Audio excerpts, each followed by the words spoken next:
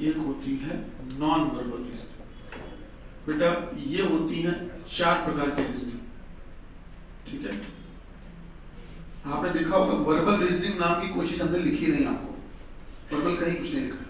दरअसल non verbal तो होती, पर वर्बल नाम की कोई रीजनिंग होती ही नहीं है, ठीक है। वो लोगों ने अपने मन से बना दिया कि उसका नाम नॉन वर्बल है तो उसका नाम वर्बल होगा, ये हम लोगों ने बना दिया, ऐसा कुछ नहीं होता, ठीक है। अब ये चीजें क्या है, रीजनिंग, पूरी रीजनिंग, चाहे आप चपरासी से लेकर और आईएएस तक का पेपर सीसेट देने जाओ, चाहे वो कैट मैट तक के एग्जाम में चले जाओ, सब में इन्हीं में से ही रीजनिंग आती है, सब में। अच्छा, स्टूडेंट क्या करते हैं मैं आपको बताऊं, गलतियां कहां पे होती है हम लोगों से, हमको एक सही रणनीति से चलना चाहिए। गलतियां कहां होती है, जैसे क्रिटिकल रीजनिंग है, इसके अंतर्गत आपने घड़ी चैप्टर सुना होगा, पासा सुना होगा, पासा जिसको डाइस कहते हो, कैलेंडर सुना होगा, सुने बेटा, दिशा परीक्षण, दूरी दिशा, रिश्तेदारी सुना होगा, ब्लड रिलेशन, रिश्तेदारी या रक्त संबंध भी कहते हो, इस तरह की चीजें सुनी, ठीक। कोडिंग, डिकोडिंग, रैंकिंग, ऐसी बेसिक बात है। ये चैप्टर जो होते हैं ये आते हैं हमारे क्रिटिकल रीजनिंग में। तो हम लोग गलती क्या करते हैं, इसमें घन घनाप भी इसी में आता है बेटा, क्यों? हम लोग गलती क्या करते हैं, हम लोग गलती ये करते हैं कि हम बस ये वाले चैप्टर पढ़ के चले जाते हैं और हमको लगता है कि पूरा रीजनिंग विषय हमने पढ़ ली और पेपर देने चले जाते हैं। अब आप खुद सोचो, अनुमान लगाओ बेटा, टोटल अगर 100% रीजनिंग होती है तो 100% में से अगर तुम चारों को बांटोगे तो क्या 25% हुआ कि नहीं हुआ? तो आप केवल रीजनिंग का 25% भाग पढ़ के जाओ और सोचो 100% रीजनिंग आप सही करके आ जाओ, कैसे हो सकती है? पॉसिबल ही नहीं। पढ़ने तो सारे पढ़ेंगे। तो मैंने उदाहरण के लिए कुछ चैप्टर्स के नाम बता दिए कि इसमें किस तरह के चैप्टर होते हैं, ठीक। एनालिटिकल की पहचान क्या होती है, इसमें एनालिसिस करना होता है। एनालिसिस कैसे करोगे बेटा? डिसीजन मेकिंग, डिसीजन मेकिंग, निर्णय क्षमता बोलते हैं इसको। इसके अलावा आप लोग पढ़ते हो बेटा डिसीजन मेकिंग के अलावा सिलॉग पढ़ते हो, सिलोलिज्म, कुछ कुत्ते शेर हैं, कुछ बिल्ली चीता है, सुने होंगे ये। इसके अलावा आप लोगों ने पढ़ा है सीटिंग अरेंजमेंट, नहीं पढ़ा है तो मैं पढ़ाऊंगा सारी चीजें, डोंट वरी, लेकिन बताना भी मेरा फर्ज है कि इसमें होता क्या है।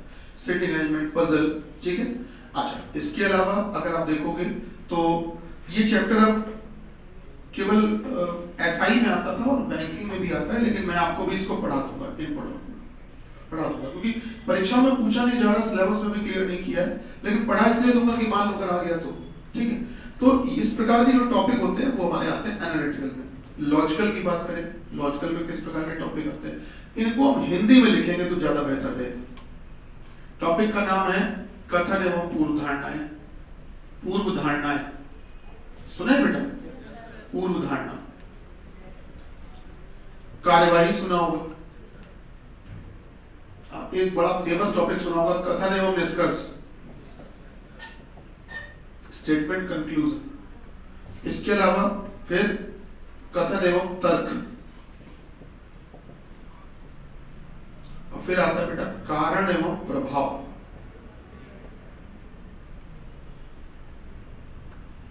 ठीक है। अच्छा, ये बेटा प्रभाव या परिणाम कह सकते हो, ये आता है लॉजिकल रीजनिंग, एलआर बोलते हैं इसको शॉर्ट फॉर्म में। और नॉन वर्बल रीजनिंग में क्या पार्ट आते हैं, उसमें आता है आपका आकृति गिनना, है ना, फिगर काउंटिंग, इसमें दी गई आकृति में कितने त्रिभुज हैं, कितने वर्ग हैं, कितने वृत्त हैं, वगैरह वगैरह, आकृति गिनना। इसके अलावा दर्पण प्रतिबिंब, जल प्रतिबिंब, बेटा सुनी होगी बातें ये वाली, है ना, जल दर्पण प्रतिबिंब, जल प्रतिबिंब, ये बेटा आता है। इसके अलावा कागज काटना, कागज मोड़ना, कागज काटना एवं मोड़ना।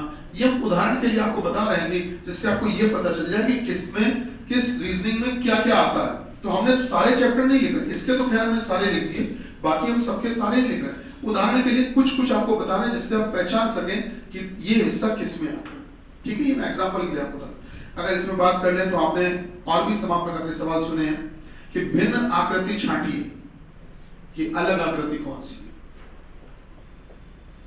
ठीक है। तो इस प्रकार की जो बातें होती हैं वो बेटा इसमें होती है। तो ये 4 प्रकार की रीजनिंग होती है, इनमें से 25% रीजनिंग का भाग जो होता है वो इस वाले हिस्से से आता है, और ये परीक्षा में जरूर पूछा जाता है। अगर आप देखोगे तो चारों को अगर 100% को 4 भागों में बांटते हो तो इतना तो गणित आपको भी आता है कि सबके हिस्से में कितना कितना परसेंट आता है, 25-25। तो हमने आज जब क्लास शुरू की थी तो क्लास शुरू करने से पहले ही मैंने अभी एक बात बोली थी, अगर आपको याद होगा, कि जो आज नहीं आया क्लास में उसका नुकसान बड़ा होगा, उसको अफसोस होगा बाद में। वो सोच समझ कर बोला था, कारण से बोला था, सामने देखिए, क्योंकि 25% का नुकसान है। मेरी बात समझ में, इसलिए आवश्यक चीज है। और ये जो हम शुरू करने जा रहे हैं बेसिक कॉन्सेप्ट इसी से शुरू होता है, जो बताएंगे। चलिए स्टार्ट करते हैं। सर इसको हटा दें, चलिए जल्दी से बेटा इसको नोट करो, फिर हम हटा देते हैं।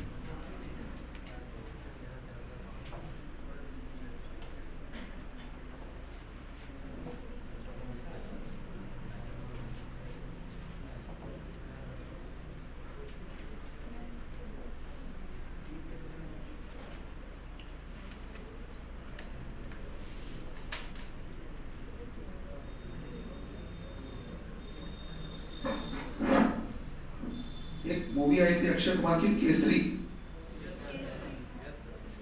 देखी? बड़ा फेमस गाना भी था उसका, वो मिट्टी में मिल जाऊंगा यार। दरअसल वो सच्ची घटना पे आधारित मूवी थी, और उसमें अक्षय कुमार जिस सेना को लीड कर रहे होते हैं, शायद में कितने 21 सोल्जर थे, 21 थे, और सामने शायद 10,000 थे, 15,000 ऐसे ही कुछ थे, 10 या 15,000 समथिंग, और ये मात्र 21 थे। ये मैं इसलिए बता रहा हूँ, इस चैप्टर में बहुत जरूरी है ये बात आपको जानना, कि अक्षय कुमार उस मूवी में जो किरदार निभा रहे होते हैं, उनके अंदर थी पॉजिटिव थिंकिंग, सकारात्मक सोच। अगर उनकी जगह कोई और होता, या मान लेते हैं कोई नेगेटिव थिंकिंग वाला इंसान होता, तो पहले ही तय कर लेता कि वो है 10,000, हम है मात्र 21, 100 भी नहीं पूरे, हम मात्र 21, वो 10,000, तो हमें तो हारना ही है, तो पहले से ही हथियार डाल देता और मन से हार जाता। लेकिन वो 21 लड़े, मूवी में भी देखा होगा हमने, लड़े और लड़कर काफी हद तक डिफेंड भी की अपनी जगह, उन 10,000 पर भारी पड़े। ये थी पॉजिटिव थिंकिंग, सकारात्मक सोच, उन्होंने हार नहीं मानी। तो आपको भी ध्यान रखना बेटा, हर स्थिति में आपको पॉजिटिव थिंकिंग सोचनी है। मतलब कभी भी आप एक जिम्मेदार पद पे बनने जा रहे हैं, सिपाही बनोगे पुलिस में, या एसएससी जीडी में कोई कांस्टेबल बनोगे, या उम्मीद करते हैं तुम दरोगा बनो, हम तो एक्सपेक्ट करेंगे एसआई बनो, शोल्डर पे 2 सितारे, या हम तो चाहेंगे उससे भी आगे जाओ, इंस्पेक्टर बनो, या और अच्छी रैंक पे जाओ। इन सभी बातों के लिए आपको पॉजिटिव थिंकिंग रखना बेटा जरूरी है, सकारात्मक सोच रखना जरूरी है। एक लड़का ऐसा भी होता है जिसकी पोस्टिंग कहीं पर कर दी जाती है, और वहां पर गांव का एरिया है, ज्यादा सुख सुविधाएं संसाधन नहीं है, तो वो उसमें केवल और केवल नेगेटिव चीजें सोचता है।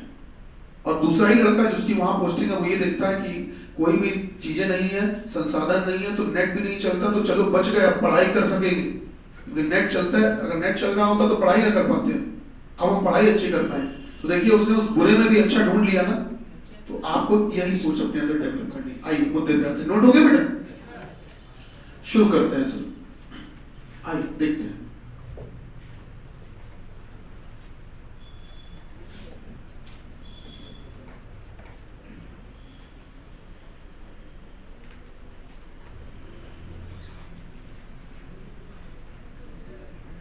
तो हम लोगों का आज नया चैप्टर शुरू हो रहा है बेटा, उसका नाम है लॉजिकल रीजनिंग। स्टार्ट करते हैं।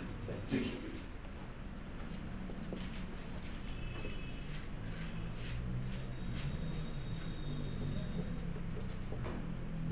इसी को हिंदी में कहते हैं तार्किक अभियोग्यता।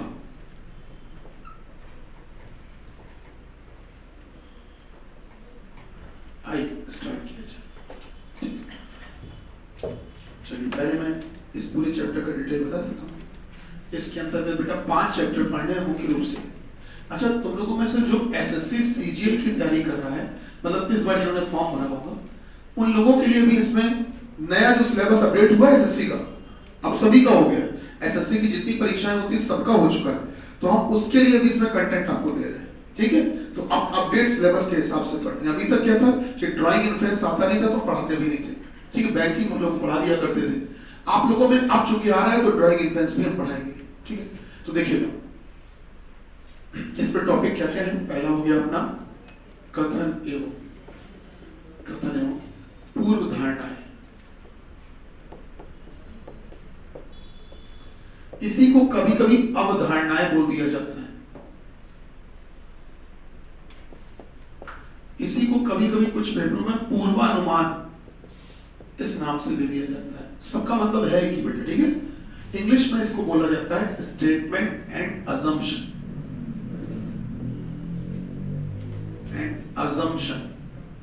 एक शब्द होता है अंग्रेजी का एज्यूम करना, तो वो जो एज्यूम शब्द होता है बेटा, उसी से ये अजम्पशन बना है, एज्यूम से ही अजम्पशन बना है। दूसरा हम लोग पढ़ेंगे इसमें कथन एवं कार्यवाही। बेटा कथन एवं कार्यवाही, इसको इंग्लिश में कहते हैं स्टेटमेंट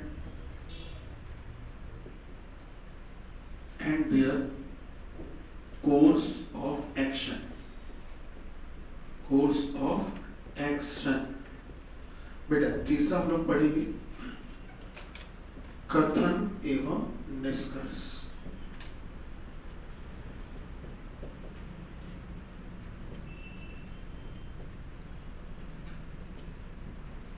इसी को अंग्रेजी में आप बोलते हैं स्टेटमेंट एंड कंक्लूजन।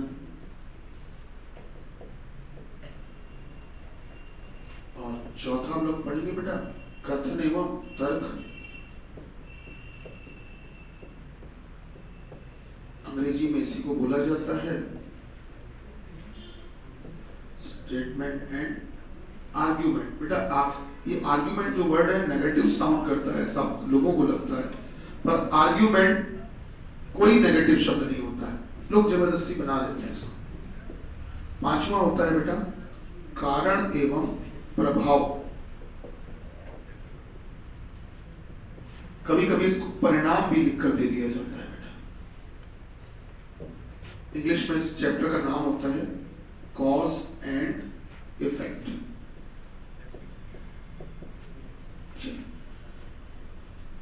एक शब्द होता है, आपने सुना होगा एटीट्यूड। एटीट्यूड सबने सुना होगा। जैसे ही एटीट्यूड बोल दिया जाए कि कोई दिया गया कि सामने कोई व्यक्ति है वो एटीट्यूड में है, तो उसका एटीट्यूड ऐसा है या वैसा है, तो हम लोग सीधे तय कर लेते हैं एटीट्यूड मतलब ज्यादा रंगबाजी दिखा रहा है। ऐसे ही है, हम लोग एटीट्यूड को नेगेटिव ही समझ लेते हैं, जबकि ऐसा कुछ नहीं है। जब एटीट्यूड एरोगेंस बन जाता है तब वो नेगेटिव होता है, उससे पहले कोई नेगेटिव वर्ड नहीं होता। हमको शब्दों के भाव पता होने चाहिए। एटीट्यूड शब्द का सही अर्थ लोग बना देते हैं, एटीट्यूड का मतलब होता है घमंड, लोग कह देते हैं घमंड कुछ नहीं होता। एटीट्यूड शब्द का मतलब होता है अंदाज, होता है अंदाज। तो उसका एटीट्यूड उसका एटीट्यूड ऐसा है वैसा है, मतलब उसका अंदाज आप बोल रहे हो, तो अंदाज तो अच्छा और बुरा दोनों होता है। बात करने का अंदाज किसी का बड़ा अक्खड़ होता है, रूखा स्वभाव होता है, किसी का बड़ा पोलाइट होता है, सॉफ्ट होता है, तो अंदाज सबका अलग अलग हो सकता है। वही चीजें यहाँ पर भी है, इनमें ही हमको अपनी बात को समझना है। चलो शुरू करते हैं। तो बेटा कथन, शुरुआत हम कर रहे हैं कथन से।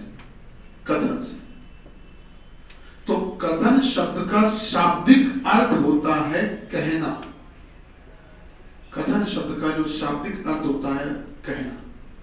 कहना तो कोई भी बात कहने से पहले, किसी भी बात को कहने से पहले बेटा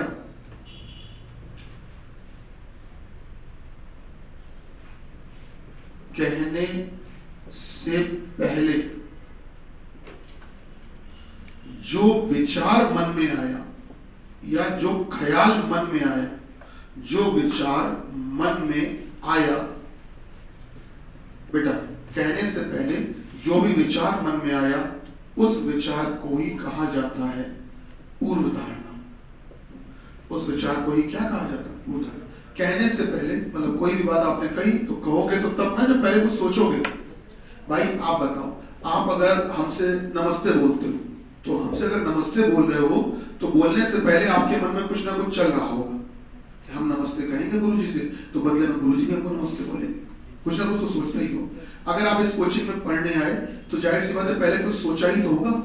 ऐसा तो नहीं कि चले जा रहे थे रास्ते में, अच्छा ये रास्ता कोई कोचिंग बनी है तब चलते हैं अंदर, ऐसा तो नहीं होगा। कोई भी काम करते हो, कोई बात कहते हो बेटा, तो आप उसको कहने से पहले जो आपके मन में ख्याल आता है, जो विचार आता है, उस विचार को, सोच को ही कहते हैं क्या? पूर्व धारणा। ठीक, तो पहले हमारे मन में, और पूर्व धारणा तो वैसे अर्थ में ही होता है। पूर्व शब्द का मतलब होता है पहले। और धारणा शब्द का मतलब होता है सोच या विचार। सोच या विचार, हिंदी व्याकरण में देखोगे तो डिक्शनरी में आपको दिया हुआ है शब्दकोश, सोच या विचार। तो किसी भी कथन को कहने से पहले जो सोच या विचार मन में आया, सोच विचार किया आपने, वो होती है पूर्व धारणा। पहले सोच लिया फिर कह दिया। अब सोचा कहा, करना भी तो पड़ेगा। तो वो जो आप अमल करते हो, जो आप अमल करते हो, जिसको आप कहते हो इम्प्लीमेंट करना, जो आप अमल करते हो, जो अमल करते हो बेटा, इसको इम्प्लीमेंटेशन भी कहते हो, आप अमल करते हो, उसी को हम कहते हैं कार्यवाही। क्या कहते हैं सर? कार्यवाही। मतलब पहले सोचा फिर कहा अब करो, तो पहले सोचा फिर कहा अब करिए, तो जो करते हो ना उसी को बोलते हैं कार्यवाही। ठीक है, अब आपने अपनी बात सोची फिर कह दी फिर कर दी। ठीक, अब इस पूरी घटना से जो निकलता है कि भाई सही किया कि गलत किया, तो वो जो निकलता है इस पूरी घटना से, वो निकलता क्या है? निष्कर्ष। इस घटना से जो निकलता है वो क्या निकलता है? निष्कर्ष। तो निष्कर्ष कैसे निकलता है इस पूरी घटना से? वो ऐसे निकलता है, निष्कर्ष निकलता है। और निष्कर्ष निकालने का तरीका होता है, फॉर्मूला भी होता है कि भाई पूरी घटना घट गई, तुमने कुछ सोचा कि मैं, जैसे अभी एक बड़ा केस, श्रद्धा का एक केस बड़ा चर्चा में चल रहा है, आफ्ताब और श्रद्धा वाला, सुना होगा आपने। तो आफ्ताब बाबू ने इतने टुकड़े कर दिए इतने टुकड़े कर दिए कि वो संख्या बोलने में भी बड़ा अजीब लग रहा है। सोचिए कि मतलब एक इंसान इतना नृशंस कैसा हो सकता है। जब मैं एलएलबी कर रहा था, मैं लॉ कर रहा था, तो हमको एक केस पढ़ाया गया था कि एक लड़के ने अपनी माता की हत्या की थी। लखनऊ का कहीं का केस था। तो उसने क्या किया था, अपनी माता की हत्या की थी और उनको कुकर में टुकड़े काट के बॉइल किया था, उबाल दिए थे। समझ रहे? सुनने में अजीब लग रहा है। तो एक होता है हत्या, एक होता है नृशंस हत्या। दोनों की अपराध की सजा भी अलग अलग है। हत्या 302 नॉर्मल सजा मिल जाएगी। अगर आप नृशंस हत्या करते हो, नृशंस मतलब होता है कि आपने बिल्कुल जानवरों की तरीके हत्या की। सोचो, मार दिया तो ठीक है, मारने के बाद आप टुकड़े कर रहे हो, उबाल रहे हो, जला रहे हो, ये नृशंस है। मतलब ये आप क्रूरता की हद पार है। ऐसे इस घटनाओं के लिए 302A अलग प्रावधान है। और सर उसमें जो अपराध में सजा दी गई है वही बड़ी विभिन्न प्रकार की। तो मेरा कहने का मतलब है कि ये चीजें मैं आपको इसलिए बता रहा हूं कि आफ्ताब वाले मामले में आफ्ताब बाबू ने पहले कुछ सोचा, उसके बाद में श्रद्धा से लड़ाई की। आपको याद होगा, टीवी में भी आ रहा है, जिस दिन उन्होंने हत्या की उस दिन भी झगड़ा हुआ उनका। तो पहले कुछ सोचा फिर कहा फिर कर दिया, और किया क्या? टुकड़े कर दिए। कितने? 35।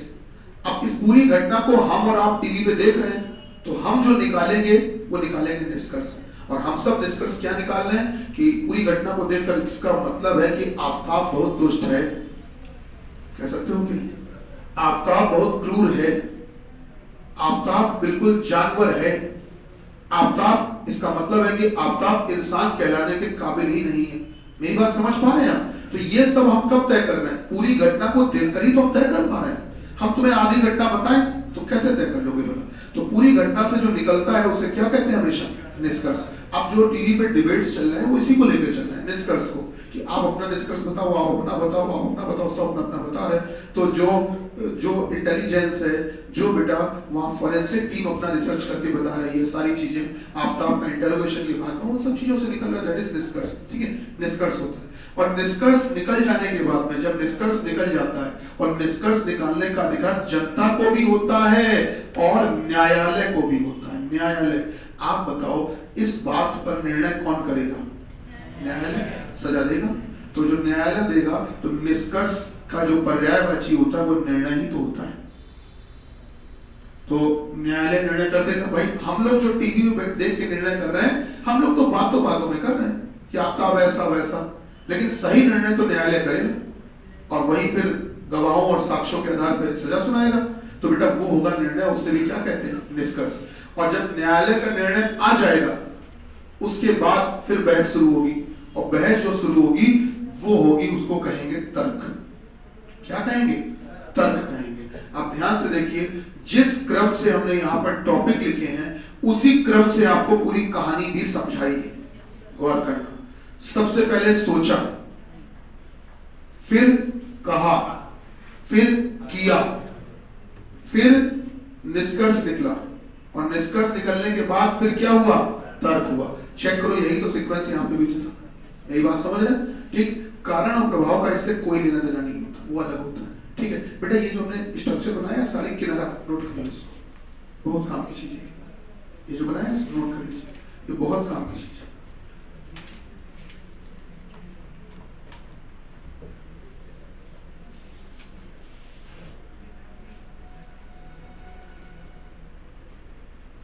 ये फ्लो चार्ट अपने आप में बहुत कुछ बता देगा आपको। अगर उसको बाद में तसल्ली से देखोगे तो इस स्ट्रक्चर से बड़ी मदद मिल जाएगी आपको। जल्दी नोट करिए, फिर आगे बढ़ते हैं।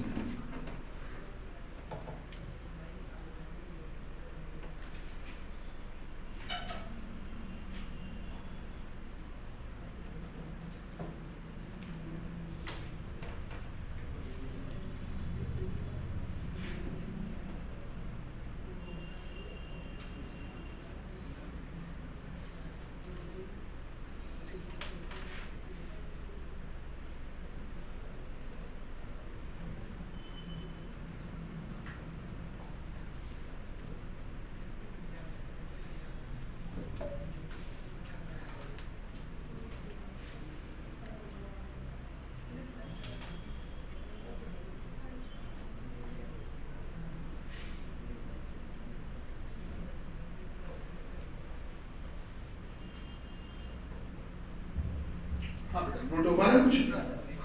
चलिए अब शुरू करते हैं, बात को आगे बढ़ाते हैं। सबसे पहले आप सोचते हो, विचार करते हो, उसके बाद में बेटा आप कहते हो, फिर करते हो, उसके बाद में निष्कर्ष निकलता है। बेटा एक बड़ा ही सेंसिटिव मुद्दा है, बड़ा संवेदनशील मुद्दा है। पढ़े लिखे हो, समाज का एक वर्ग हो, तो आपकी जिम्मेदारी बनती है कि हंस के बातों को टाल नहीं सकते हो। मेरी बात समझ लो कि आप सोचो कि बच के निकल जाओ, नहीं। आपका दायित्व बनता है समाज के प्रति बेटा, इससे आप मुंह नहीं चला सकते हो। कौन सी बात है? एक फैसला आया था, आज तक का सबसे बड़ा केस था अयोध्या राम मंदिर कांड, बाबरी मस्जिद कांड, सुना? इसकी चार्जशीट बहुत बड़ी फाइल हुई थी, और इसका जब फैसला आया था तो जाहिर सी बात है कि पहले जो आप लोगों के संघ करता थे, संघ के कार्यकर्ता थे, राम सेवक, उन्होंने अपना नाम दिया था अपने आप को, कार्य सेवक, राम सेवक, उन्हीं को बोला गया था। तो उन्होंने क्या किया था कि भाई मस्जिद तोड़ी, है ना, फिर मंदिर का ढांचा हटाया गया, ये सारी चीजें, इस पर विवाद चल रहा था। तो पहले सोचा होगा तभी तो घटना को अंजाम दिया, सोचा फिर घटना को अंजाम दे दिया। अंजाम देने के बाद में अब अदालत ने निकाला उस पर निष्कर्ष, फैसला क्या किया सबको पता है, ठीक, उस पर हम नहीं जाते हैं। अब गौर करना, आज भी उस फैसले को लेकर हम और आप तर्क दिया करते हैं। कभी ओवैसी बैठ जाएंगे तो कभी बैठ जाएंगे संबित पात्रा टीवी में, और वो बताने लगेंगे कि निर्णय जो दिया अदालत ने वो सही दिया है, और तर्क देते हैं कि इसलिए सही दिया, देखो ये तर्क है इसके पीछे। तो वो जो तर्क देते हैं एक दूसरे के, उसी को पब्लिक सुन रही होती है, और पब्लिक देखती है जिसका तर्क मजबूत है उसी की बात सही है। संबित पात्रा ये कहें कि वहां पे जो अदालत ने निर्णय सुनाया है कि राम मंदिर ही बनना चाहिए, वो बिल्कुल सही सुनाया है, क्योंकि हिंदू जिंदाबाद, तर्क सुना, हिंदू जिंदाबाद। जनता मूर्ख है क्या? तुम्हारे इतने तर्क की वजह से मान लेंगे कि बनना चाहिए? तर्क तो ढंग का दो कम से कम, लॉजिक तो ढंग का बताओ कम से कम। ये कौन सी बात हुई? एक मुस्लिम समुदाय के प्रवक्ता बैठे थे, उन्होंने कहा कि वहां पर अदालत ने निर्णय दे जरूर दिया, आप स्वीकार करते हैं सम्मान पूर्वक, लेकिन मेरा मानना यह है कि वहां पर स्थिति ये थी तो मस्जिद का भी अस्तित्व मिलता है। उन्होंने पूरे तथ्यों के साथ, फैक्ट्स के साथ बात की। तो जनता, भले ही वो हिंदू जनता सुन रही हो या देख रही हो टीवी, लेकिन उसके मन में ये बात आएगी जरूर कि इन्होंने जो बात बोली है वो समझदारी भरी बात नहीं कही है, इनका तर्क मजबूत नहीं। पर जो मुस्लिम समुदाय के व्यक्ति बोल रहे हैं वो तर्कपूर्ण बात कर रहे हैं। क्या मेरी बात समझ रहे हैं? तो बेटा आपको तर्क में यह तय करना होता है कि किसका तर्क मजबूत है और किसका तर्क कमजोर है। जो तर्क मजबूत है वही आंसर होता है। ये बहुत गंभीर, बड़ी बड़ी, भारी भरकम बातें लग रही होंगी, धीमे धीमे सुनोगे, शीट लगाओगे, चीजें बहुत आसान है। चलिए फॉर्मूले लिख देते हैं आपके सामने। ये नोट हो गया सर? आइए फॉर्मूले लिख देते हैं। ये फॉर्मूले भी नोट कर लीजिए और इनके अब सवाल लगवाना शुरू करते हैं, तो अच्छे से समझ में आएगा कि हम कहना क्या चाहते हैं।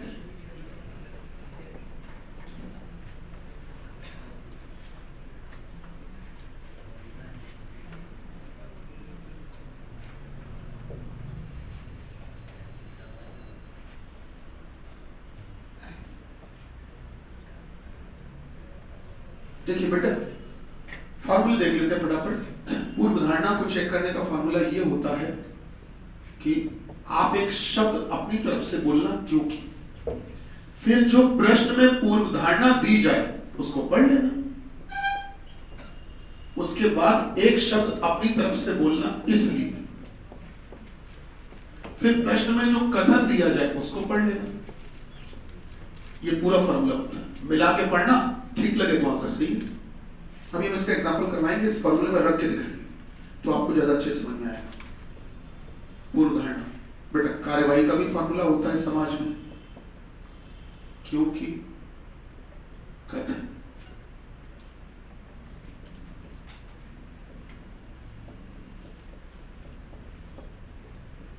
इसलिए कार्यवाही, ये बेटा कोर्स ऑफ एक्शन मतलब कार्यवाही का फॉर्मूला होता है। तीसरा,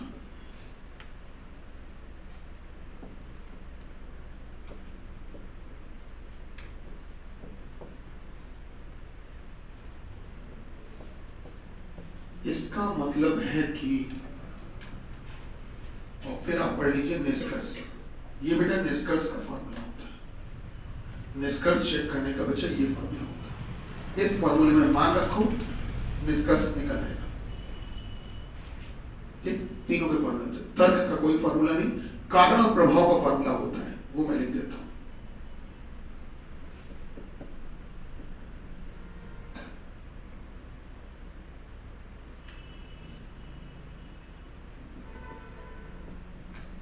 क्योंकि, कारण,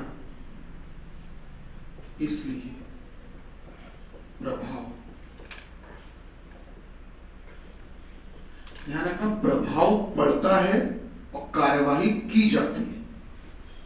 प्रभाव किया नहीं जाता, प्रभाव पड़ता है ऑटोमेटिक, और कार्यवाही जो होती है वो की जाती है। इन दोनों में एक सिमिलरिटी है, कार्यवाही हमेशा करनी पड़ती है और प्रभाव करना नहीं पड़ता, प्रभाव पड़ता है। कार्यवाही की जाती है और प्रभाव पड़ता है, ये फर्क है दोनों में। प्रभाव जो है वो पड़ता है, ऑटोमेटिक पड़ता है।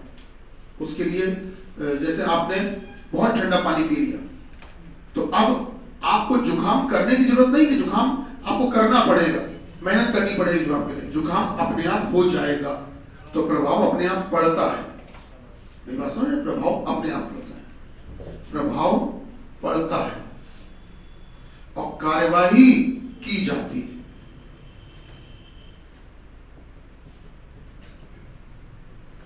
ठीक, चलिए अब क्वेश्चन लिख लेते हैं, एग्जांपल शुरू करते हैं।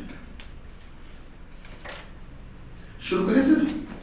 चलिए प्रश्न लिखते हैं, सीधे क्वेश्चन पे आते हैं। लिखिए, हेडिंग डालिए कथन। कथन, कथन बोले बेटा, कथन लिखिएगा, कथन लिखिएगा।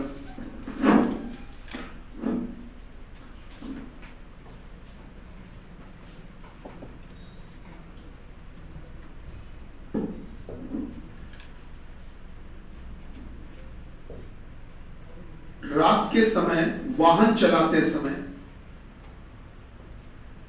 रात के समय वाहन चलाते समय,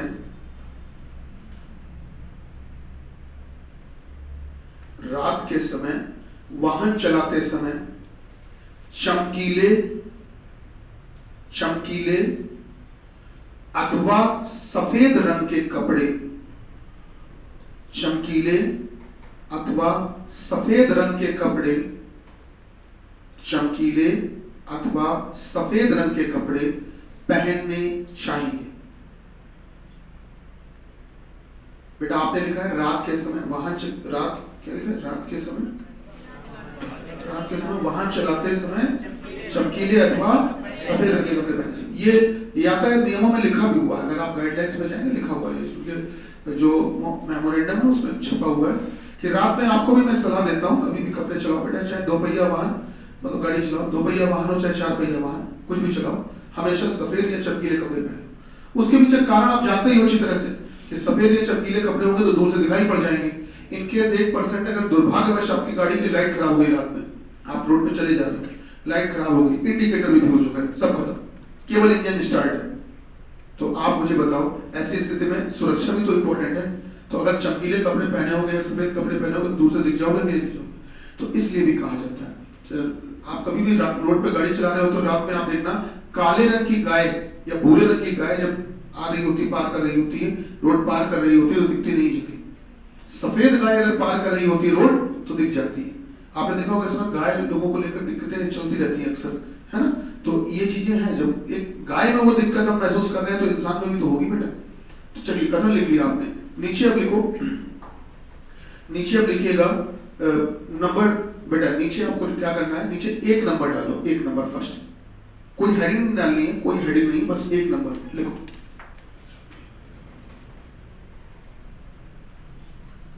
चमकीले अथवा सफेद रंग के कपड़े, चमकीले अथवा सफेद रंग के कपड़े,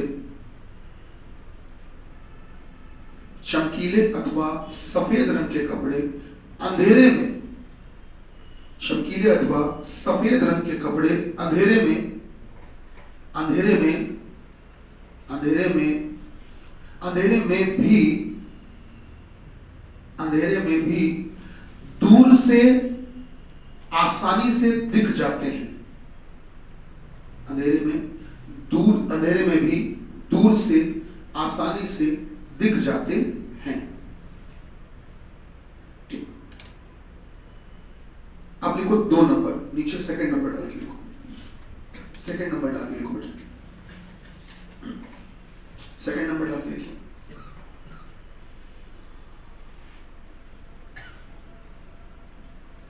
सेकंड नंबर,